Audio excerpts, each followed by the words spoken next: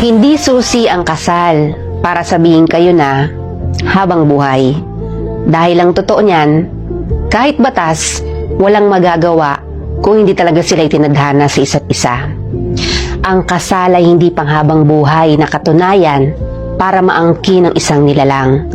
Ito'y isang papel na nagbibigay ng karapatan sa mga taong nagmamahalan na kadalasan sa una lang nararamdaman at kalaunan nauuwi rin sa hiwalayan. Dala ng hindi pagkakaunawaan, hindi porket kinasal ka sa isang tao ay habang buhay mo nang makakasama ito. Dahil kung minsan, isa lang pala siya sa magiging daan para makilala niya ang talagang taong nakatadhana para sa kanya. Kinikilala man ng Diyos at batas ang bisa ng kasal, pero iba pa rin ang bisa ng dalawang taong itinadhana talaga. At may real talk tayo dyan. Yung ibang mga nagsasama na, mas naniniwala sa kasabihang kung tayo talaga hanggang dulo, kahit anong mangyari, tayo pa rin.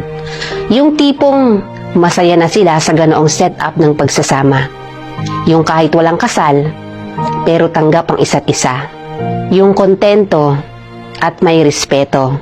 Kahit walang kasal, pero alam nila yung salitang tiwala at pagmamahal.